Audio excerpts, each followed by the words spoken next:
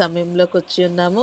ఈరోజు మనకి వాక్య సందేశాన్ని అందజేయడానికి మార్కాపురం జిల్లా నుండి పులికూరి ఇమానుయేల్ పాస్టర్ గారు సిద్ధపడి ఉన్నారు. సమయాన్ని పాస్టర్ గారికి ఇద్దాము. పాస్టర్ గారు వందనాలండి. 6:10 వరకు మీకు సమయం ఉంటుంది. వాక్య సందేశాన్ని అందజేయవలసిందిగా ఆహ్వానము. దేవనామానికి మహిమ కలుగునుగాక. దేవాతి దేవుడు ఈ ఉదయకాల సమయంలో దేవునితో కలిసి సహవాసం చేయటానికి దేవుడు మనందరికీ ఆయన సహవాసాన్ని సన్నిధిని దేవుడు అనుగ్రహింపజేశాడు. అందుని బట్టి దేవాతి దేవుని గణపరుస్తూ ఉన్నాం. శిలువ ధ్యానాలు మనము దేవ గ్రంథంలో నుండి ఆలోచన చేస్తూ ఉన్నాం, లేక వింటూ ఉన్నాం. దినముకై ఏర్పాటు చేయబడిన లేఖన భాగంలో నుండి కొరింథీయులకు రాసిన మొదటి పత్రిక, అపోస్తలుడైన పౌలు కొరింథీయులకు రాసిన మొదటి పత్రిక మొదటి అధ్యాయం 18వ వచనాన్ని చదువుకుందాం. 18వ వచనాన్ని చదువుకుందాం. సిలువను గూర్చిన వార్త,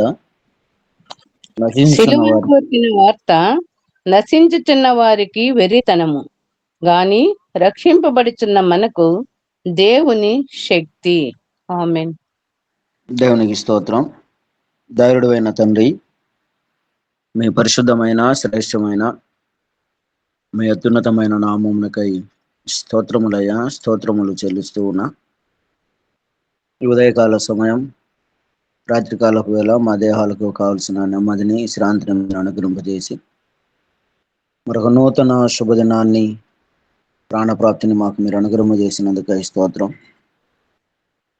మీరు ఇచ్చినటువంటి ఈ రోజులో, ఈ దినములో చేయవలసినటువంటి పనులు, చేయవలసినటువంటి ప్రయాణాలు ఎన్నో ఉన్నాయి. మీరే మా అందరితో ఉండి నడిపించండి. ఉదయకాల సమయం మరి విశేషంగా నీ మాటల గురించి, నీ పాటల గురించి, నీ వాక్యం గురించి మాకు ఇచ్చిన ధ్యానం చేయడానికి మీరు ఇచ్చిన కృప కొరకై, అవకాశం కొరకై స్తోత్రం. నీ బిడ్డలు అనేక మంది పాటలు పాడారు, ప్రార్థించారు. తండ్రి, నీ జీవ గ్రంథాన్ని చదవటానికి, నీ మాటలు చదవటానికి మీరు ఇచ్చిన మంచి తరుణము కొరకై స్తోత్రములు చెల్లిస్తూ ఉన్నా. తిరిగి ప్రభా, మీ వాక్యాన్ని ధ్యానిస్తూ ఉండగా నీ సన్నిధి కాంతిని మా మీద ప్రకాశింపచేయండి. ఉదయకాల సమయం అందరితో మీరు మాట్లాడుతూ మమ్మల్ని అందరినీ దర్శిస్తూ ఉండకై గణపరుస్తూ యేసయ్య అతి ఉన్నతమైన నామంలో అడిగి వేడుకుంటూ ప్రార్థిస్తూ ఉన్నాము తండ్రి. ఆమేన్. ప్రభునందు ప్రేమైన యేసు వైపు చూచుచు అనే ఆధ్యాత్మికమైన కార్యక్రమం ద్వారా దినదినం అనుదినం దేవాతి దేవునితో సంబంధం కలిగి, అనుబంధం కలిగి, దేవాతి దేవుని మాటలు, పాటలు, వాక్యం, ప్రార్థన ఇలాగూ దేవునితో సంబంధం కలిగి జీవించటం దేవాతి దేవుడు మనకిచ్చినటువంటి గొప్ప భాగ్యం. భూమి మీద అనేక మందికి లేనటువంటి ఈ భాగ్యం అల్పులమైన మనకు దేవుడు అనుగ్రహింపజేశాడు. అందును బట్టి దేవాతి దేవునికి మొదటిగా కృతజ్ఞతాస్తుతులు మనం చెల్లిస్తూ దేవుని సన్నిధిలో ఆనందిస్తూ, సంతోషపడుతూ, దేవుని మాటలు వింటూ దేవుని ఘనపరుస్తున్నటువంటి మనము, దేవుని బిడ్డలమైన మనము ఎంతైనా మనం అదృష్టవంతులం, ఎంతైనా మనము దేవునిలో ఉన్నవారమని మేము నమ్ముచూ ఉన్నాం. ఈ దినముకై ఏర్పాట్లు చేయబడిన లేఖన భాగములో నుండి కొరింథీయులకు రాసిన మొదటి పత్రిక, అపోస్తలుడైన పౌలు కొరింథీయులకు రాసిన మొదటి పత్రిక మొదటి అధ్యాయం 18వ వచనాన్ని మనం చదువుకున్నాం. ఈ వాక్య భాగాన్ని మనం చాలాసార్లు దైవ గ్రంథములో చదువుతూ ఉన్నాం. అనేక మంది దైవజనులు చెబుతూ ఉండగా మనం వింటూ ఉన్నాం. ఈ వాక్యాన్ని కూడా అనేక పర్యాయాలు మనం కూడా ధ్యానం చేసి ఉండవచ్చు. అయితే ఈ దినములో, ఈ రోజులో మరొక మారు లెంట్ డేస్లో, శ్రమల కాలము దినాలలో ఈ వాక్యాన్ని ఆలోచించాలి, ధ్యానం చేయాలనేటువంటి ఆశ దేవుని ద్వారా పొందుతూ ఈ వాక్యాన్ని మనము ధ్యానం చేయటం జరుగుతూ ఉంది. అపోస్తలుడైన పౌలు కొరింథీయులకు రాస్తూ 18వ వచనంలో, మొదటి అధ్యాయం 18వ వచనంలో దేవుని గురించినటువంటి మాటలు ఇక్కడ మనకు కనపడుతుంది. మరి విశేషంగా సిలువను గూర్చినటువంటి వార్త అనే మాట మనకు కనపడుతూ ఉంది. యేసు ప్రభువారు ఆయన సిలువలో మరణించకపోతే, ఆయన మన నిమిత్తం ప్రాణం పెట్టకపోతే మనకు విమోచన, విడుదల అనేది కలిగేది కాదు. దేవుడు సిలువలో మరణించాడు. సిలువలో మరణించాడు. సిలువ శ్రమ చాలా క్రూరమైనటువంటిది, ఘోరమైనటువంటిది, చాలా వేదనతో కూడినటువంటిది, చాలా భయంకరమైనటువంటి ఆ సిలువ శ్రమను ప్రభువైన యేసుక్రీస్తు వారు మాత్రం భరించారు. అందుకే సిలువను గూర్చి అనేక పర్యాయాలు దైవ గ్రంథములో మనకు కనపడుతూ ఉన్నాయి. సిలువలో ప్రభువైన యేసుక్రీస్తు వారు ఆయన వేదన, బాధ, శ్రమ ఆయన అనుభవించటం మనం చూస్తూ ఉన్నాం. అందుకే భక్తుడైన పౌలు అంటూ ఉన్నాడు, సిలువను గూర్చిన వార్త నశించుచున్న వారికి వెరితనం గాని, రక్షింపబడుచున్న మనకు దేవుని శక్తి. సిలువలో యేసు ప్రభు మరణించాడు, ఆయన వేదన పడ్డాడు అంటే అనేక మందికి అది హేళన, ఎగతాళిగా కనపడుతూ ఉంది. కానీ రక్షించబడుతున్న మనకు, రక్షించబడే వారికి, రక్షించబడిన మనకు అది ఏమిటంటే దేవుని శక్తి అన్నాడు. అక్కడే 23వ వచనంలో కూడా మనం చదివితే, అయితే మేము సిలువ వేయబడిన క్రీస్తును ప్రకటించుచూ ఉన్నాము. సిలువలో మరణించిన యేసు ప్రభు వారిని ప్రకటించటం, సిలువలో మరణించిన యేసు ప్రభు వారిని ప్రకటించటం అనే మాట మనం అక్కడ గమనిస్తాం. ఈ వాక్య భాగాలు మనం చదువుతూ ఉన్నప్పుడు, ఈ వాక్య భాగాలలో మనము ఆలోచన చేస్తూ ఉన్నప్పుడు సిలువను గూర్చినటువంటి మాటలు మనకు మరి ఎక్కువగా కనపడతాయి. యేసు ప్రభు వారు సిలువలో మన నిమిత్తం ఏం చేశాడు, ఏమి మన కొరకై సమర్పించాడు అని మనం ఆలోచన చేస్తే, యేసు ప్రభు వారు ఆయన శిరస్సు నుంచి, తల నుంచి పాదముల వరకు ఆపాదమస్తకం దేవాతి దేవుడు సిలువలో మన కొరకై ఆయన అర్పించాడు.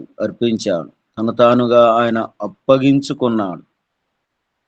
కొన్ని విషయాలు మనం జ్ఞాపకం చేసుకుంటే, మత్తయి సువార్త 27వ అధ్యాయం 29వ వచనంలో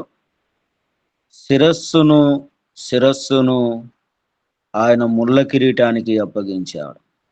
ఆయన తల, ఆయన శిరస్సు దేనికి మన కొరకై ఆయన అప్పగించాడు సిలువలో అని మనం గమనిస్తే, ఆయన ముళ్ళ కిరీటానికి ఆయన అప్పగించాడు. ముళ్ళ కిరీటం పదునైన ఆ ముళ్ళు తల మీద పెట్టి ఒక సైనికుడు రెల్లుతో కొట్టినప్పుడు ఆ దెబ్బకు లేక ఆ దానికి ఆ పదునైన ముళ్ళు తలలో కుచ్చుకున్నప్పుడు ఎంత బాధను అనుభవించాడో ప్రభువైన యేసుక్రీస్తు వారు. సిలువలో ఈనాడు సిలువను మనం మెడలో ధరిస్తాం, ఇంటిలో పెట్టుకుంటాం, లేక ఇంటి మీద దాన్ని అలంకారంగా ధరిస్తాం. కానీ ఆ సిలువలో యేసు ప్రభు మరణించటం ఎంత భయంకరమైనటువంటి వేదనో మనం గమనిస్తూ ఉంటాం. ఆయన శిరస్సు ముళ్ళ కిరీటానికి ఆయన అప్పగించుకున్నాడు. రాజులకు రాజు, ప్రభులకు ప్రభు, రాజుగా రాబోతున్న యేసుక్రీస్తు వారు ఆయన కిరీటాన్ని ధరించాలి. కానీ మన నిమిత్తం, ప్రజలందరి నిమిత్తం ఆయన ముళ్ళ కిరీటాన్ని ఆయన ధరించాడు.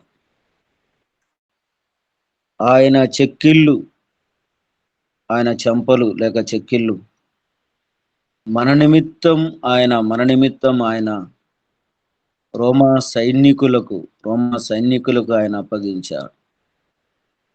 వారు ఆయనను అరచేతులతో రానువవారు అరచేతులతో ఆయనను గుద్దారు.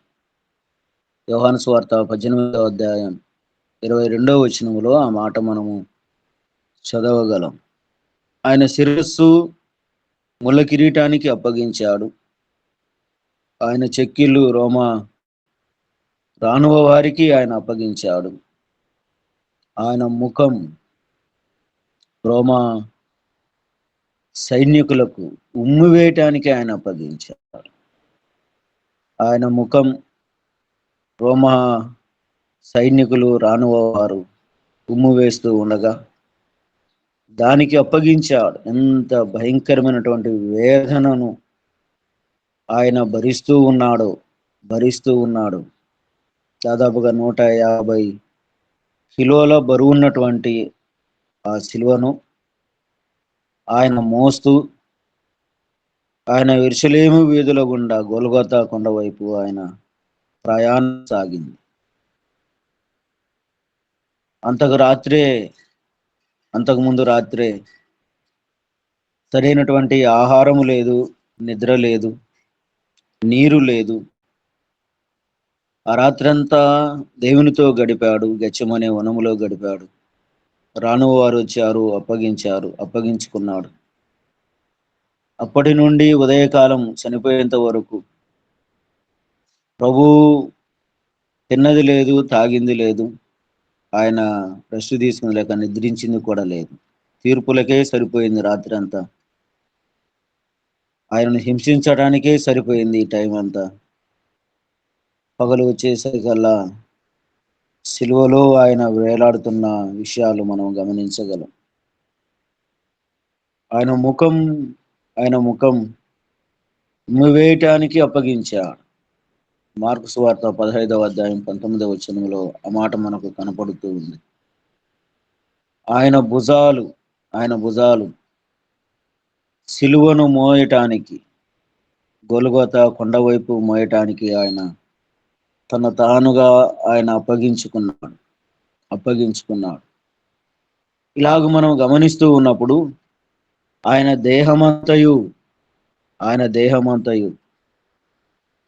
ఆయన తల నుండి అరికాళ్ళ వరకు మనం గమనిస్తూ ఉన్నప్పుడు, చదువుతూ ఉన్నప్పుడు ఆయన తల అప్పగించుకున్నాడు, భుజం అప్పగించుకున్నాడు, దేహాన్ని అప్పగించుకున్నాడు, చేతులను అప్పగించుకున్నాడు, కాళ్ళను అప్పగించుకున్నాడు, వీపును నాగడి చాళ్ళవలే ఆయన దున్నారు.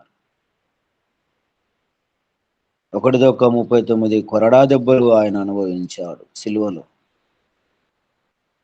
ఒక్కొక్క కొరడా దెబ్బ కొడుతూ ఉన్నప్పుడు కొనల్లో ఉన్నటువంటి గాలాలు కావచ్చు, అందులో నుండి అవి చెక్కొని పోయి బలమైనటువంటి వాడు ఒక్కొక్క దెబ్బ కొడుతూ ఉన్నప్పుడు మరలా అది దేహంలో గుచ్చుకొని లాగినప్పుడు అక్కడున్నటువంటి ఆ ప్రదేశంలో గుచ్చుకున్నటువంటి ప్రదేశంలో ఉన్నటువంటి మాంసం బయటికి వచ్చేది. మాంసపు ముద్దగా తన దేహాన్ని మన నిమిత్తం ఆయన సమర్పించుకున్నాడు. మనుషులు చూడనొల్లవానిగా ఆయన దేవుడు కనిపించాడు. చిల్ల పెంకువలే ఆయన కనిపించాడు. ఇంత బాధను అనుభవిస్తూ, ఇంత వేదనను ఆయన అనుభవిస్తూ, ఇంత కఠినమైనటువంటి బాధను భరిస్తూ ఆయన ఒక్క మాట కూడా ఆయన బదులు చెప్పలేదు. తన దగ్గరకు వచ్చినటువంటి వారిని ఆయనే ఓదారుస్తూ ఉన్నాడు. వారి వైపు చూస్తూ ఉన్నాడు. యెరూషలేము కుమార్తెలారా, నా నిమిత్తము మీరు ఏడవవద్దు, మీ నిమిత్తమును మీ పిల్లల నిమిత్తమును మీరు ఏడవండి అంటూ సాగినటువంటి ప్రయాణం సిలువలో 7 మాటలు, ఆయన జాలి కలిగినటువంటి మాటలు, మానవుల కొరకై పలికినటువంటి ఆ మాటలను, సిలువలో పలికిన 7 మాటలు మనం ధ్యానించవచ్చు. సిలువ శ్రమలకు తను తానుగా అప్పగించుకొని, తను తానుగా ఆయన సమర్పించుకొని, సిలువలో బలి అయి మన నిమిత్తం, ప్రజలందరి నిమిత్తం ఆయన చనిపోయిన విధానాన్ని మనం గమనిస్తాం. అందుకే భక్తుడు అన్నాడు, అపోస్తుడైన పౌలు, సిలువను గూర్చిన వార్త నశించుచున్న వానికి వెరితనం, రక్షించబడిన మనకు అది దేవాది దేవుని శక్తి అయి ఉన్నది అన్నాం. అనేకులకు అది ఒక ఎగతాళిగా ఉంది, కానీ ఆయనే రక్షించుకోలేడు, మనల్ని ఎలాగూ రక్షించగలడు? ఆయన దేవుడైతే ఆయన రక్షించుకోలేడా? అంత బాధను ఆయన అనుభవించాలా? అంత వేదనను ఆయన అనుభవించాలా అని నాడు ప్రజలు అనేవారు లేకపోలేదు. కానీ దేవుడు ప్రాణం పెట్టకపోతే, శిలువ శ్రమను ఆయన భరించకపోతే, అనుభవించకపోతే మనకు విమోచన అనేది లేదు. మనకు విమోచన అనేది లేదు. సిలువను గూర్చిన వార్త మనకు అది ఏమిటి అంటే దేవుని శక్తి. ఆయన సిలువలో మరణించకపోతే మనకు శక్తి ఉండేది కాదు, మనకు బలం ఉండేది కాదు. అది ఏమిటి అంటే దేవుని గూర్చినటువంటి వార్త మనకు శక్తినిచ్చింది, మనకు బలాన్ని ఇచ్చింది. రెండో మాటగా మనం గమనిస్తే, సిలువ అంటే మనకు సమాధానం, సిలువ అంటే మనకు శక్తి. రెండవదిగా సిలువ అనగా, సిలువలో యేసు ప్రభువు మరణించటం ద్వారా మనకు ఏం కలిగింది అని మనం గమనిస్తే, మనకు సమాధానాన్ని దేవుడు మనకు ఆయన అనుగ్రహింపజేశాడు. 2వ అధ్యాయం, ఎఫెసీ పత్రిక 2వ అధ్యాయం 16వ వచనం చదవండి. 16వ వచనం, ఎఫెసీ పత్రిక 2వ అధ్యాయం 16వ వచనం.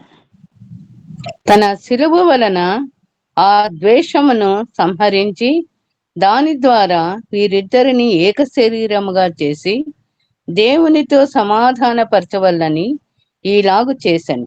గనుక ఆయనయే మనకు సమాధానకారకుడై ఉన్నాడు. ఆమేన్. దేవునికి స్తోత్రం. మనకు ఆయన సమాధానమునకు అధికారి అయి ఉన్నాడు. మనకు సమాధానము లేదు, శాంతి లేదు, నెమ్మది లేదు. నెమ్మది లేని మనకు, సమాధానము లేని మనకు దేవుడు మనకు సమాధానాన్ని దేవుడు మనకు ఆయన అనుగ్రహింపజేశాడు. అట్టి సమాధాన సంబంధమైనటువంటి వారిగా దేవుడు మనలను ఆయన ఉంచి ఉన్నాడు. 12వ వచనం ఆఖరి మాటలో మనం చదివితే, క్రీస్తుకు దూరస్తులై ఇంటిరని మీరు జ్ఞాపకము చేసుకొనుడి. అయినను మునుపు దూరస్తులైన మీరు ఇప్పుడు క్రీస్తు యేసునందు క్రీస్తు రక్తము వలన సమీపస్తులై ఉన్నారు. మునుపు దూరస్తులమే, మునుపు దూరంగా బ్రతికినటువంటి వారమే. యేసు ప్రభువారు ఎప్పుడైతే సిలువలో మరణించాడో, సిలువ శ్రమను ఆయన అనుభవించాడో, క్రీస్తుకు దూరస్తులైన మనమలను ఆయన క్రీస్తు రక్తము వలన ఆయన రక్తాన్ని చిందించుట ద్వారా దేవునికి సమీపస్తులమై ఉన్నాం. సమీపస్తులైన మనకు ఆయన మనకు సమాధానాన్ని దేవుడు మనకు ఆయన అనుగ్రహింపజేశాడు. సమాధానము లేని మనకు ఆయన సమాధానాన్ని అనుగ్రహింపజేశాడు. అంత మాత్రమే కాదు, కానీ 7వ వచనాన్ని కూడా మనం చదివితే, 2వ అధ్యాయం 7వ వచనంలో మనం చదివితే, క్రీస్తు యేసునందు మనలను ఆయనతో కూడా లేపి పరలోకమందు ఆయనతో పరలోకమందు కూడా కూర్చుండబెట్టెను. ఆయనతో కూడా కూర్చుండబెట్టెను. మీరు విశ్వాసము ద్వారా కృపచేతనే రక్షించబడి ఉన్నారు. కేవలం అల్పులమైన మనకు ఇంత గొప్ప భాగ్యాన్ని దేవుడు ఎలాగూ అనుగ్రహింపజేశాడు అని మనం గమనిస్తే, మనము విశ్వాసము ఉంచుట ద్వారా విశ్వాసము మనం ఎప్పుడైతే ఉంచామో, కృపచేత, ఆయన ఇచ్చినటువంటి కృపచేత మనము రక్షించబడి ఉన్నాం. రక్షణ శిక్ష నుంచి తప్పించింది. ఆయన ఇచ్చినటువంటి రక్షణ మనకు శిక్ష నుంచి, మనము నిజంగా శిక్షకు అర్హులమే, పొందవలసినటువంటి వారమే గాని ఆయన కృపచేత మనమును రక్షించాడు. ఎక్కడో ఆయా స్థలాలలో కూర్చునే మనములను క్రీస్తుకు సమీపస్తులుగా ఆయనతో పాటు కూర్చునే భాగ్యాన్ని దేవాతి దేవుడు మనకు ఆయన అనుగ్రహింపజేశాడు. సిలువను గూర్చిన వార్త మనకు అది దేవుని శక్తిగా ఉంది. రెండవ మాట, సిలువ అంటే సమాధానము లేని మనకు సమాధానాన్ని దేవుడు మనకు ఆయన అనుగ్రహింపజేశాడు. సిలువ మహావేదనతో కూడినటువంటిదని మనం గమనిస్తూ ఉన్నప్పుడు, ఆయన మరణించుట ద్వారా, ఆయన సిలువలో శ్రమపడుట ద్వారా సమాధానము లేని మనకు సమాధానాన్ని దేవుడు మనకు అనుగ్రహింపజేశాడు. కొరింథీయులకు రాసిన 2వ పత్రిక, అపోస్తలుడైన పౌలు కొరింథీయులకు రాసిన 2వ పత్రిక 5వ అధ్యాయం 19వ వచనాన్ని మనం చదువుకుందాం. 19వ వచనాన్ని అదేమనగా, దేవుడు వారి అపరాధములను వారి మీద మోపక క్రీస్తునందు లోకమును తనతో సమాధాన పరుచుకొనుచు ఆ సమాధాన వాక్యమును మాకు అప్పగించెను. ఆమేన్. దేవునికి స్తోత్రం. సమాధాన వాక్యమును దేవుడు ఆనాడు భక్తులైన వారికి అప్పగించాడు. మనకు కూడా సమాధాన వాక్యమును దేవుడు మనకు ఆయన అప్పగించాడు. సమాధానము లేని మనకు సమాధానాన్ని ఇచ్చాడు. ఆ సమాధానం ఎలా వచ్చింది అంటే, దేవుడు వారి అపరాధములను వారి మీద మోపక. నిజముగా మన అపరాధముల చేత మనము చచ్చిన వారమై ఉండగా, అపరాధములను పాపములను మన మీద మోపక, అపరాధములను పాపములను ఆయన మీద మోపుకొని మనకు సమాధానాన్ని దేవుడు అనుగ్రహింపజేశాడు. ఎంత గొప్ప భాగ్యాన్ని దేవుడు మనకు ఆయన అనుగ్రహింపజేశాడో ఈ వాక్య భాగంలో మనం చూస్తాం కదండి. అక్కడే 21వ వచనాన్ని కూడా మనం చదివితే, ఎందుకనగా మనం ఆయన యందు దేవుని నీతి అగునట్లు పాపమెరుగని ఆయనను మన కోసము పాపముగా చేశాను. మనం ఆయన యందు దేవుని నీతి అగునట్లు, నీతి, సమాధానం, శాంతి లేని మనకు ఆయన మన నిమిత్తం పాపం మెరగని ఆయన మన నిమిత్తం ఆయన పాపముగా చేయబడను. అందుకే దేవుడు మనకు సమాధానాన్ని ఇచ్చాడు, నీతినిచ్చాడు. ఆయనతో పాటు కూర్చుండబెట్టే భాగ్యాన్ని దేవాతి దేవుడు మనకు ఆయన అనుగ్రహింపజేశాడు.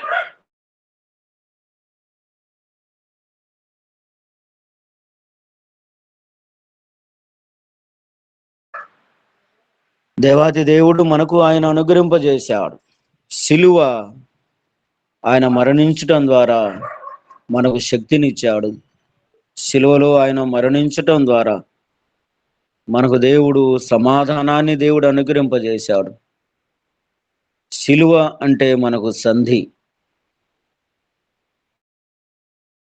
కొలసీలకు రాసిన పత్రిక, అపోస్తుడైన పౌలు కొలసీలకు రాసిన పత్రిక మొదటి అధ్యాయం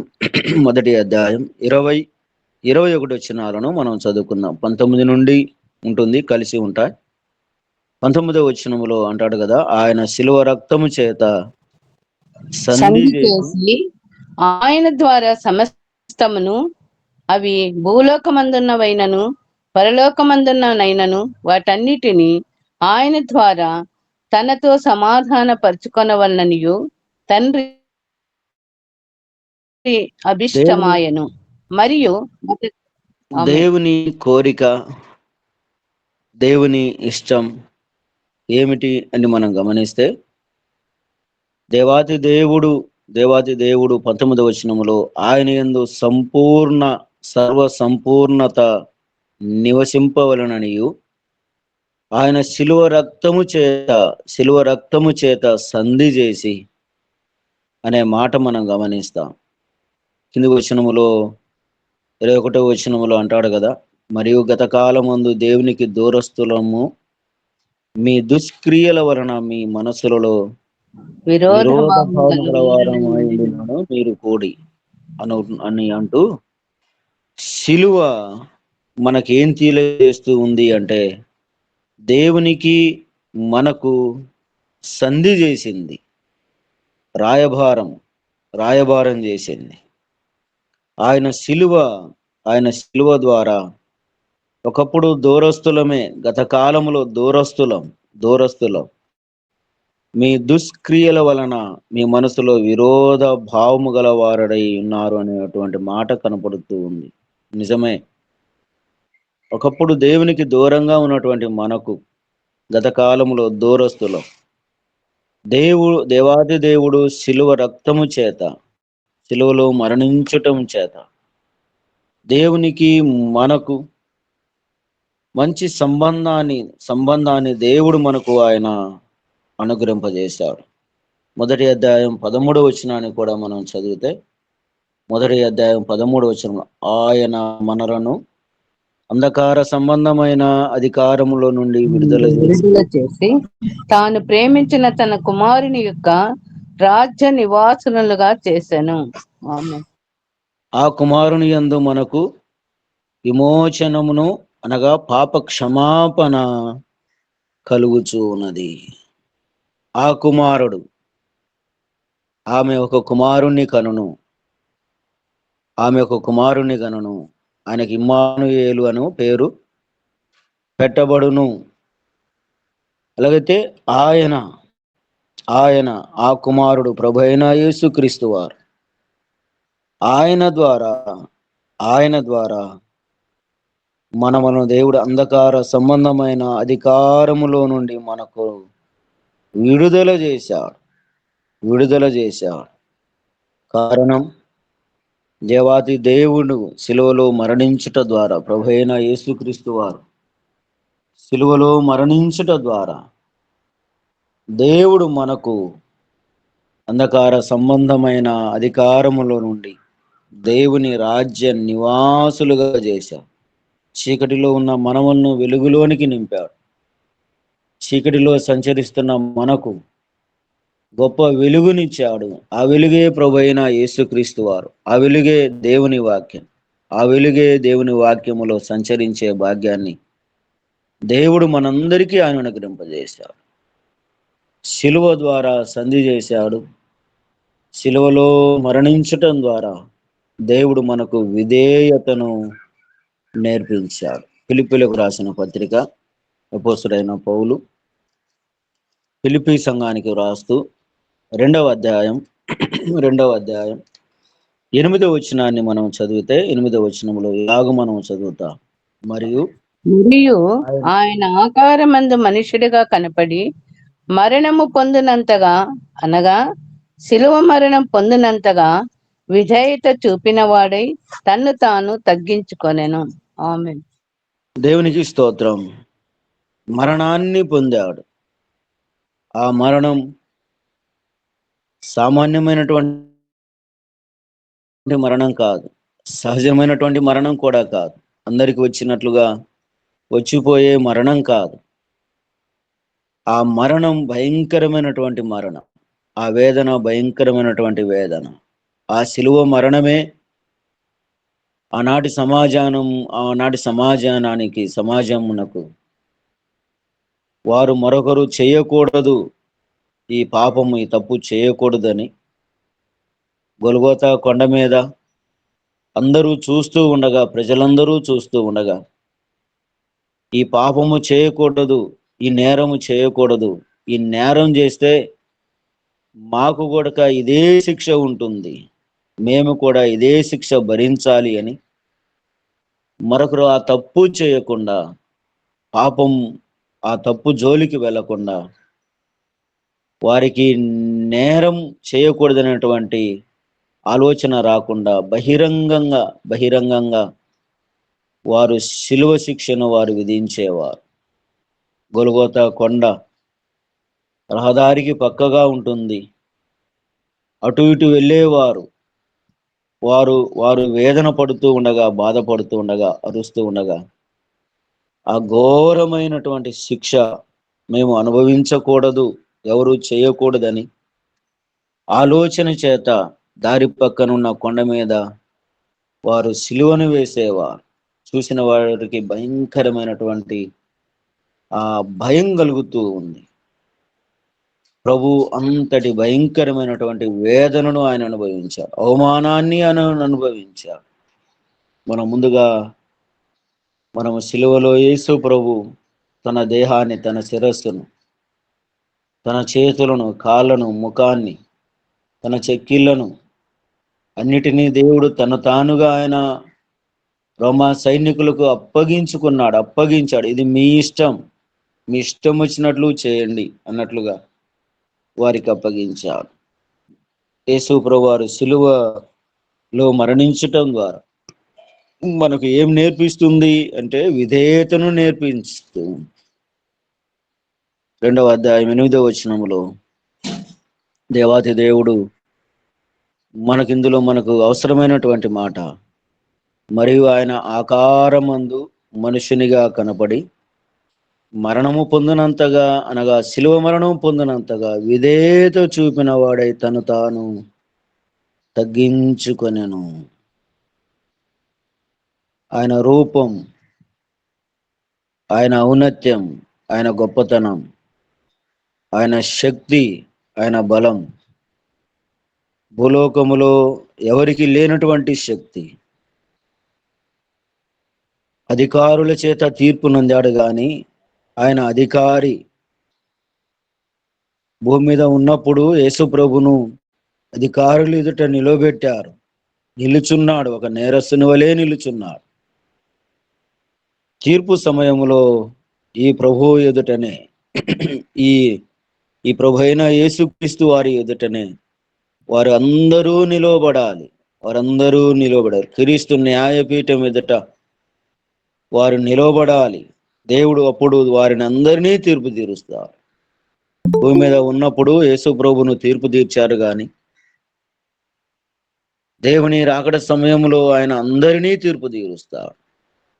క్రీస్తు న్యాయపీఠం అంతటా ఆయన సింహాసనం మీద కూర్చుంటే ఆయన కొట్టిన వారు, దూషించిన వారు, ఉమ్మివేసిన వారు, కొరడాలతో కొట్టిన వారు, ఉమ్మివేసిన వారు, చెంప వెంట్రుకలు పీకిన వారు, తలలో ముళ్ళ కిరీటాన్ని గుచ్చిన వారు, చేతులలో మేకులు కొట్టిన వారు, కాళ్ళలో మేకులు కొట్టిన వారు, అందరూ అధికారి సైతం సైనికుడి వరకు ప్రజలందరూ అన్యాయంగా ఆయనను అప్పగింపజేసినట్టు కేకలు వేసినటువంటి వారు, ఆయనకు సిలువకు అప్పగించండి, ఆయన శిలువ మరణానికి అప్పగించండి, వారి కేకలే గెలిచాను.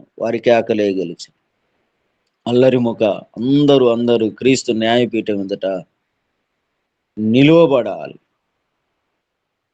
పిలాతు మొదలు, హేరోదు మొదలు, కైపా వరకు అందరూ, మన దేశంలో ఉన్న, ప్రపంచంలో ఉన్న దేశ అధ్యక్షుల సైతం క్రీస్తు న్యాయపీఠం ఎదుట ఒకప్పుడు నిలవబడాలి.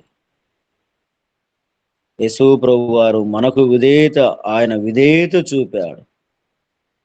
ఆయన విధేయత చూపి మనకు కూడా ఆయన విధేయతను నేర్పించాడు. విధేయతను మీరు నేర్పించారు. తను తాను తగ్గించుకొని విధేయత చూపిన వాడై తను తాను ఆయన తగ్గించుకున్నాడు. సిలువలో ఆయన తగ్గించుకోకపోతే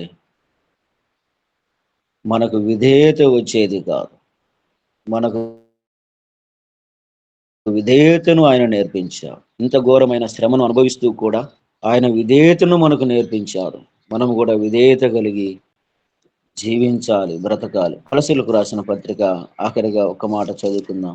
అపొస్తలుడైన పౌలు కొలసీలకు రాస్తూ 2వ అధ్యాయం 15వ వచనములో మనం చదివితే, 2వ అధ్యాయం 15వ వచనములో 13, 15 వచనాలు మనకు కలిసి ఉంటాయి. ఆఖరి మాటలో మనం చదివితే ఆయన గూర్చినటువంటి మాటలు చాలా ఉన్నాయి. చదవండి ఆ మాట. శరీరమందు సున్నతి పొందక ఎండుట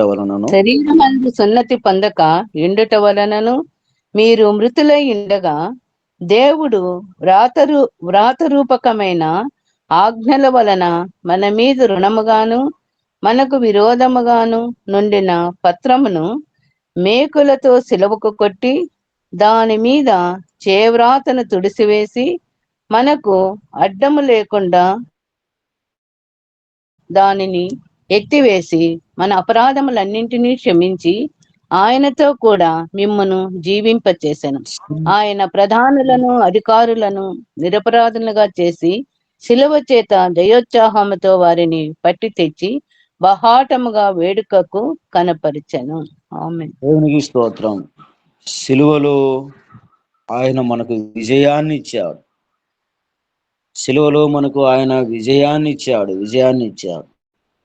జయోత్సవము చేత. కారణం, ఆయన మేకులతో కొట్టారు. శిలువలో మేకులతో కొట్టి దాని మీద చేవ్రాతను తుడిసివేసి మన అపరాధములను ఆయన క్షమించి ఆయనతో కూడా మిమ్మను జీవింపజేసెను అంటూ ఆయన శిలువ చేత జయోత్సవముతో వారిని బట్టి బహాటముగా వేడుకకు రప్పించను. శిలువ మనకు విజయాన్ని ఇస్తూ ఉంది, విజయాన్ని తెచ్చింది. విజయ పదములో నడిపించటానికి మనకు ముంగుర్తుగా కనపడుతూ ఉంది. ప్రభునందు ప్రియమైన యేసు వైపు చూచుచు అనే ఆధ్యాత్మికమైన కార్యక్రమం ద్వారా వినుచున్న సహోదరులారా, దైవజనులారా, దైవ జనాంగమ, ఈ ఉదయకాల సమయం శ్రమల దినాలలో సిలువను గూర్చినటువంటి వార్త మనకు విజయాన్ని ఇచ్చింది. సిలువను గూర్చినటువంటి వార్త మనకు సమాధానాన్ని ఇచ్చింది. సిలువను గూర్చినటువంటి వార్త మనకు సిలువలో మరణించడం ద్వారా సంధి చేసింది. సిలువ మనకు విధేయతను నేర్పిస్తూ ఉంది. సిలువ మనకు విజయాన్ని అందిస్తూ ఉంది. ఈ సిలువలో మరణించుట ద్వారా యేసు ప్రభువారు మనకింత గొప్ప భాగ్యాన్ని దేవుడు మనకు ఆయన అనుగ్రహింపజేశాడు.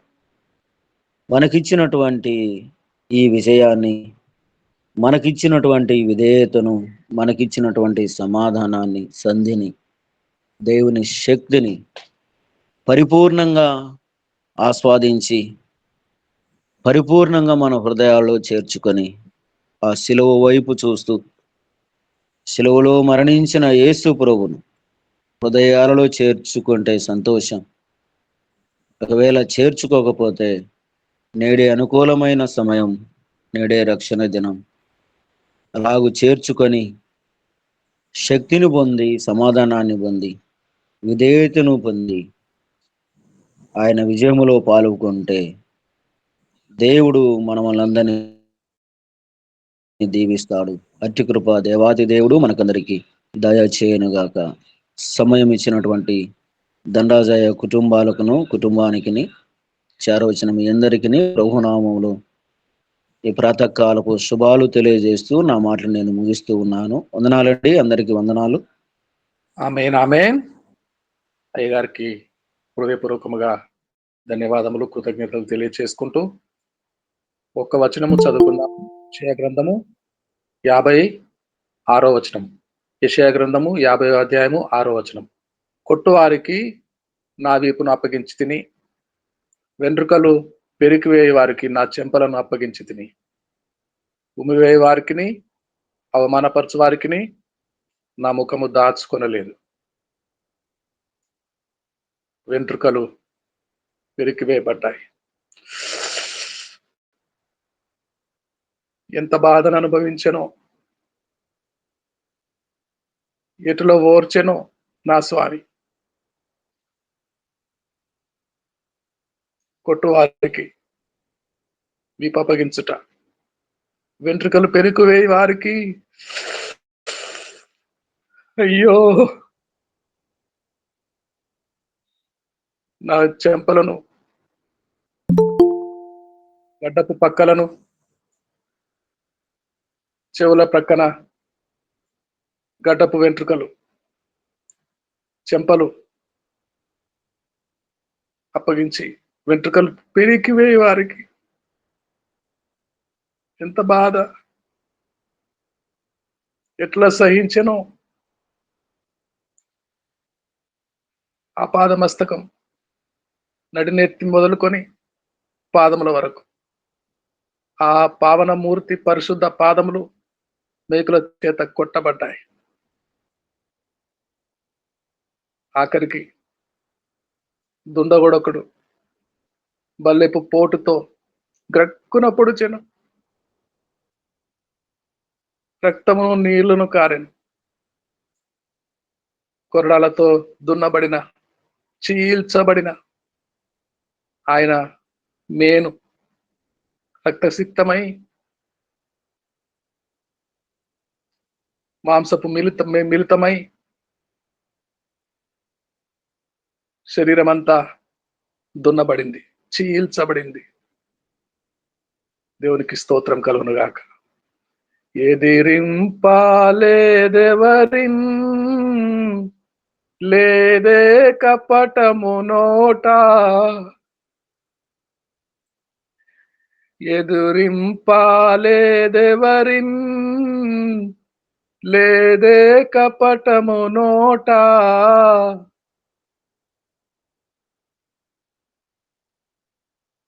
మన నాదుడు శిక్ష నొంది మనకు రక్షణ కలిగే,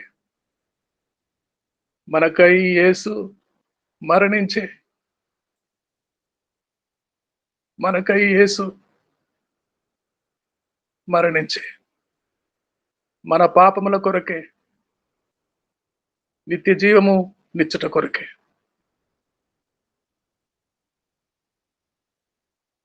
చక్కని శిల్వ దృశ్యము మనందరి మనోపలకముల మీద నిపుణుడైన చిత్రకారుని వలె దేవజనులు పులుకూరి మానియల్ గారు మార్కాపురం నుండి చక్కని పెయింటింగ్. మరిచిపోగలమా? ఆ ముద్రలు మరిచిపోగలమా? హృదయం పలకల మీద సహించగలమా?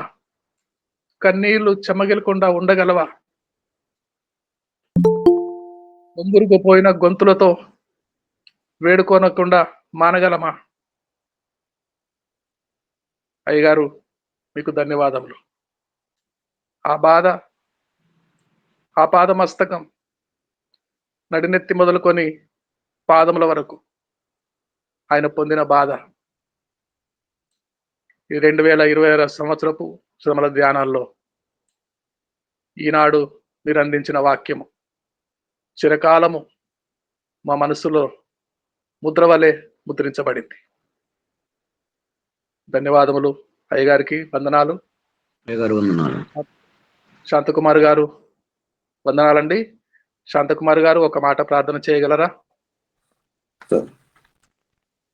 పరిశుద్ధుడ, ప్రేమ, నమ్మకం గల మా తండ్రి, సర్వ సృష్టికి కారణమవుతున్న నా దేవ, వందనాలు స్తోత్రాలు చెల్లించుకుంటున్నాం తండ్రి. నాన్న ప్రాతకాల సమయంలో ప్రభాతనైనా యేసు వైపు చూస్తున్న సహవాసంలో మేము అందరము పాలు పొంది మీ యొక్క పరిశుద్ధమైనటువంటి ఘనమైనటువంటి ప్రేమానురాగాలను బట్టి ప్రవాసులు ధ్యానించుకోవటానికి నా తండ్రి మీరు మాకు ఇచ్చినట్టు సహవాసాన్ని బట్టి వందనాలు స్తోత్రాలు తండ్రి నా శిలువ శ్రమల గురించి ప్రభా తన తండ్రిని చక్కటి వివరణతో ప్రభా తన మీ దాసుడు మా ముందుంచినటువంటి వాక్య భాగాలు ప్రభా మేము స్వీకరించి మా హృదయాలతో పదిలిపరుచుకొని నా తండ్రి వాటిని గైకొని నా తండ్రి శిలువను ప్రభా తండ్రి మేము శిలువ శ్రమలను విశ్వసిస్తున్నా తండ్రి నాయన తండ్రి శక్తి పొంది ప్రభా తండ్రి నాయన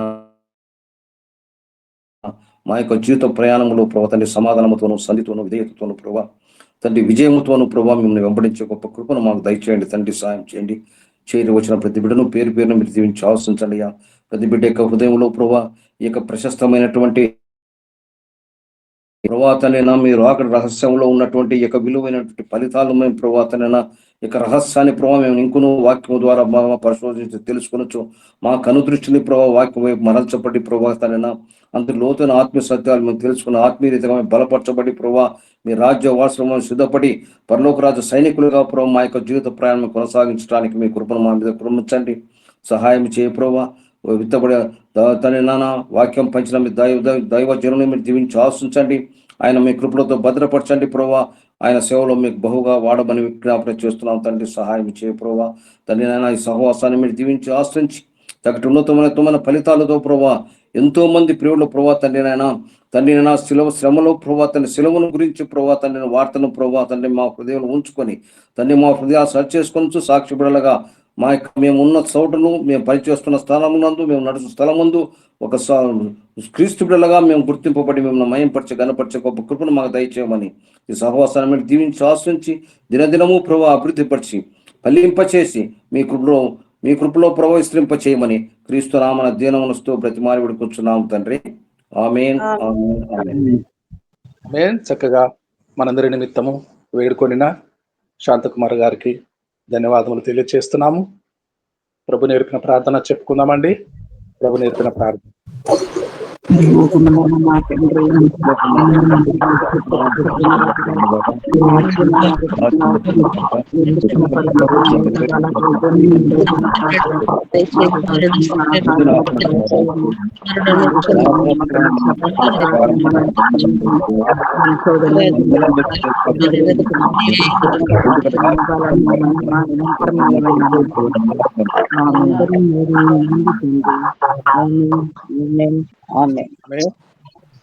చక్కని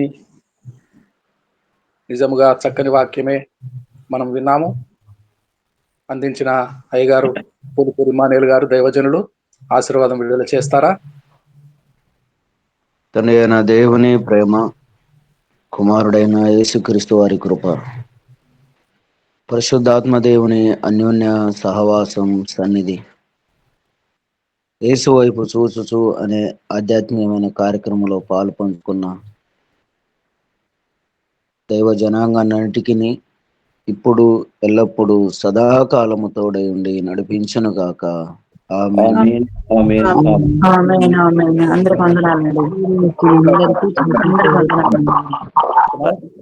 వందనాలను శుభములు కలుగును గాక. దినమెల్లా గాక. ఆమేన్. రండి ఇప్పుడు హిందీ సభ ప్రారంభించుకుందాము. తెలుగు సభ ఇంతటితో ముగిసింది. హిందీ సభ ప్రారంభించుకోవటానికి మన మధ్యలో పాస్టర్ గారు విశ్వనాథ్ प्रसाद जी तैयार हैं. हमारे नेतृत्व करेंगे वो, ताकि हम हिंदी